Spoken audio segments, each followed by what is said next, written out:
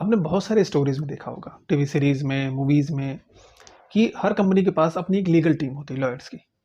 कि कोई भी अगर उनको लीगली फाइट करना होता है या उनके ऊपर कोई लीगली एक्शन होता है तो उसको कैसे हैंडल करना है वो टीम उसको देखती है। वैसे फार्मास्यूटिकल इंडस्ट्री या फिर मेडिकल डिवाइस की इंडस्ट्री, हेल्थ केयर इंडस्ट्री में जितनी भी होती हैं, इनमें भी एक टीम होती है जो इनके गाइडलाइंस, इनके रूल रेगुलेशंस को हैंडल करती है। ये सब इंडस्ट्री, चाहे वो मेडिकल डिवाइस की इंडस्ट्री हो, डायग्नोस्टिक की जो पूरी इंडस्ट्री है, या फिर ह्यूमंस के फार्मास्यूटिकल्स की इंडस्ट्री हो, या फिर वेटनरी फॉर्मुलेशंस की इंडस्ट्री हो, कॉस्मेटिक्स का हो, न्यूट्रास्यूटिकल्स का हो, बायोलॉजिक्स का हो, या फिर क्लिनिकल ट्रायल्स का हो, ये पूरी जो अलग अलग जितनी भी इंडस्ट्रीज हैं अपने आप में इंडस्ट्रीज हैं। और ये सब अलग अलग कंट्रीज में अपने बिजनेस को करते हैं। कुछ कंट्रीज में अपने मेडिकल डिवाइस को हम एक्सपोर्ट कर रहे हैं, कुछ कंपनी में हम अपने फार्मास्यूटिकल्स को एक्सपोर्ट कर रहे हैं, क्या न्यूट्रास्यूटिकल को एक्सपोर्ट कर रहे हैं। कुछ कंपनीज जो आउट ऑफ इंडिया की कंपनीज हैं उनके लिए हम क्लिनिकल ट्रायल्स कर रहे हैं, क्लिनिकल रिसर्च कर रहे हैं। तो अलग अलग कंट्रीज में बहुत सारे लीगल रूल्स होते हैं, बहुत सारे फार्मास्यूटिकल्स के अलग अलग रूल रेगुलेशंस होते हैं। हर जगह अपने अपने पूरे तरीके से हर कंट्री अलग तरीके से रेगुलेट करती है। और तो अगर हमें किसी भी कंट्री में बिजनेस करना है तो हमें उस कंट्री के सारे रूल रेगुलेशंस को फॉलो करना पड़ता है। वहाँ उनके साथ हमें पूरा एक तरह से एक टीम रखनी पड़ती है जिसके थ्रू ही हम चीज़ों को हैंडल कर पाएँ। तो फार्मा कंपनीज या फिर न्यूट्रास्यूटिकल की कंपनीज या फिर क्लिनिकल रिसर्च करने वाली कंपनीज अपने पास एक टीम रखती है। उस टीम को बोलते हैं रेगुलेटरी अफेयर्स। वो टीम जितने भी लीगल चीज़ें होती हैं या फिर किसी भी वर्क को लीगली कैसे करना है, किस गाइडलाइंस को फॉलो करना है, एग्जैक्ट आप कोई भी एक काम कर रहे हैं तो उस काम को करने के लिए कितनी लिस्ट ऑफ गाइडलाइंस हैं, उन्हें कैसे कंप्लायंस करना है, या फिर उस कंप्लायंस को मॉनिटर करके फिर ये वो जिस भी कंट्री के लिए, जिस एजेंसी के लिए हम काम करते हैं वहाँ पर वो रिपोर्ट करना, उस एजेंसी से कम्युनिकेशन मेंटेन रखना, उनको क्या रिक्वायरमेंट है वो अपनी कंपनी को बताना, अपनी कंपनीज में क्या रिपोर्ट है वो जाके उस एजेंसी को बताना। ये कंपनी और रेगुलेटरी एजेंसीज के बीच में एक कम्युनिकेटर की तरह काम करते हैं और एक तरह से एग्जीक्यूशन भी ये करते हैं।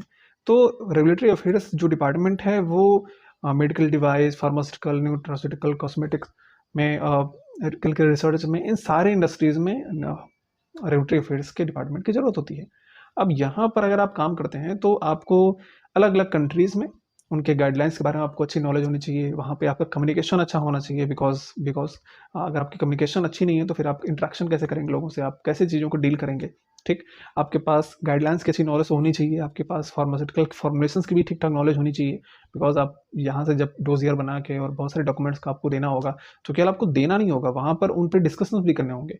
और वहाँ पे जो चीज़ों को आपको जस्टिफाई करना पड़ेगा या फिर उनको बताना पड़ेगा, वो चीज़ जहाँ आके फिर आप यहाँ पर उसको स्प्रेड करेंगे, अपने टीममेट से बात करेंगे, अपनी कंपनी से बात करेंगे। तो ये एक ऐसा पोजीशन है जो इंटरनेशनली अलग अलग मार्केट को हैंडल करता है। तो यहाँ पर वर्क करने के लिए आपके पास कुछ बेसिक स्किल्स होना बहुत इंपॉर्टेंट है। फर्स्ट, अगर जिस भी इंडस्ट्री में आप हैं, फार्मास्यूटिकल्स में है, न्यूट्रास्यूटिकल्स में है, कॉस्मेटिक्स में है, मेडिकल डिवाइस में है, उस कोर इंडस्ट्री में जो भी प्रोडक्ट आप मैन्युफैक्चर कर रहे हैं उस प्रोडक्ट का जो बेसिक टेक्निकल नॉलेज है वो आपके पास होना चाहिए। बिकॉज आप जिस प्रोडक्ट के बारे में पूरी बात कर रहे हैं उसके बारे में तो आपको जानकारी होनी चाहिए। उसके बाद जो भी रेगुलेटरी गाइडलाइंस हैं उनके बारे में आपको बारीकी से चीज़ों के बारे में पता होना चाहिए, जिससे कि आप चीज़ों को, अपनी कंपनी को सही तरीके से गाइड कर सकें कि इस ये गाइडलाइन ये कहती है तो हमें ये करना पड़ेगा, इस गाइडलाइन में ये क्लॉज है तो हमें ये फॉलो करना चाहिए, यहाँ पर हम ये कर सकते हैं, क्योंकि आप एक एडवाइजर के तौर पर भी काम कर रहे हैं अपनी कंपनी के लिए। ठीक, और फिर उन एजेंसीज के सामने आप अपनी कंपनी के रिप्रेजेंटेटिव के तौर पे काम कर रहे हैं, तो आपको गाइडलाइंस की अच्छी जानकारी होनी चाहिए। सॉफ्ट स्किल्स में कम्युनिकेशन लेवल आपका बहुत अच्छा होना चाहिए। साथ साथ में कंप्यूटर स्किल्स में, मतलब मैं ऑफिस, पीपीटी, एक्सेल, वर्ड, ये सब चीज़ें तो नॉर्मल है, ये होना ही होना चाहिए क्योंकि आपको वो सारी चीज़ें बना के देनी पड़ेंगी। ठीक है, मल्टीटास्किंग मीन्स कि आपको टेक्निकल नॉलेज भी होना चाहिए, आपको लोगों से डील कैसे करना है, अलग अलग एजेंसीज के लोगों से एक बिजनेस माइंडसेट भी दिमाग में होना चाहिए कि हाँ आपको वहाँ से बिजनेस लेके आना है, उस कंट्री में बात करनी है, वहाँ से बिजनेस लेके आना है।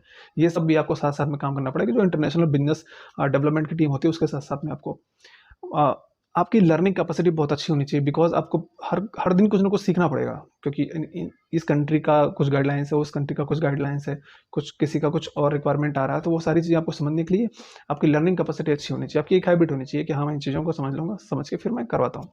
ठीक, तो ये बेसिक चीज़ें हैं जो आपको अगर पता होंगी तो आप रेगुलेटरी अफेयर्स में एक अच्छे प्रोफेशनल्स के तौर पर अपने आप को स्टेब्लिश कर सकते हैं। ठीक, अब अगर बात करें कि एलिजिबिलिटीज़ क्या होती है अगर यहाँ पर जॉब स्टार्ट करना है, तो किसी भी कंपनी में एलिजिबिलिटी, अगर मिनिमम एलिजिबिलिटी देखी जाए तो बीफॉर्म के बाद आप, या लाइफ साइंस में आपने ग्रेजुएशन किया तो आप जा सकते हैं। लेकिन एक की मिनिमम एलिजिबिलिटी है, क्या इस मिनिमम एलिजिबिलिटी पर आपको जॉब मिलेगी? तो मैं कहूँगा कि बहुत मुश्किल है, नहीं मिलेगी। आप अगर एम-फार्म कर लेते हैं या फिर बी-फार्म करने के बाद रेगुलेटरी अफेयर्स में आपने कुछ पोस्ट ग्रेजुएशन डिप्लोमा कर रखा है या फिर किसी अच्छे इंस्टीट्यूट से आपने सर्टिफिकेशन कर रखा है और आपको एक्चुअल में सही नॉलेज है, जब आप इंटरव्यू में जाते हैं तो आप चीज़ों को सही तरीके से डेमोंस्ट्रेट कर सकते हैं, तो आपको आफ्टर ग्रेजुएशन भी एंट्री मिल सकती है और सही तरीके से करियर डेवलप कर सकते हैं। अगर आपने एम-फार्म कर रखा है क्यूए में, फार्मास्यूटिक्स में, तो आप जा सकते हैं। आपने अगर डीआरए में एम-फार्म कर रखा है तो फिर आपके लिए बहुत अच्छा है। तो एग्जैक्टली आपने उसी डोमेन के लिए एम-फार्म कर रखा है जिस डोमेन में आपको जाना है, तो वहाँ तो आपके लिए जाना बहुत अच्छा है। बट मैं कहूँगा कि अगर आप बी-फार्म अभी कर रहे हैं first year, second year, third year, fourth year, किसी भी ईयर में, और आप चाहते हैं कि आप ड्रग रेगुलेटरी अफेयर्स टीम में काम करें, तो जो पहली चीज़ आपको अभी से काम करना चाहिए वो है आपका कम्युनिकेशन लेवल, क्योंकि इसको डेवलप करने में एक थोड़ा-सा टाइम लगता है। और अभी से आप फोकस करेंगे कि आपका कम्युनिकेशन लेवल, स्पीकिंग लेवल पे भी, राइटिंग लेवल पे भी कैसा अच्छा हो, वो अगर आप एक चीज़ अच्छा कर लेते हैं, तो बाकी चीज़ों को आप धीरे-धीरे लर्निंग करके आप अच्छा कर पाएँगे। बट अगर आपका कम्युनिकेशन लेवल अच्छा नहीं हो पाया, तो आप कहीं पर भी कोई सर्टिफिकेशन लीजिए, कोई एम-फार्म कर लीजिए, कुछ भी कर लीजिए, क्योंकि फिर आप इंटरव्यू राउंड में सेलेक्ट नहीं हो पाएँगे। और आप क्योंकि उस जो जॉब प्रोफाइल है वो, उसके लिए कम्युनिकेशन लेवल सबसे बेसिक रिक्वायरमेंट है। तो बेसिक रिक्वायरमेंट में सबसे पहले काम करना चाहिए। तो अगर आप चाहते हैं कि आप ऐसा जॉब करें जहाँ पर इंटरनेशनली अलग-अलग कंट्री से, अलग-अलग एजेंसी से आप डायरेक्ट डील करें, आपको थोड़ा-सा एक बेहतरीन जॉब मिले जहाँ पर आपके पास चीज़ों को एग्ज़ीक्यूट करने का बहुत सारा मौका मिल रहा है, तो आप इस तरीके से चीज़ों को अभी से ही प्रिपेयर करना स्टार्ट करिए। कई सेगमेंट्स हैं इसमें जहाँ पर आप जा सकते हैं। आई होप ये वीडियो आपके लिए इन्फॉर्मेटिव होगा। Thank you very much.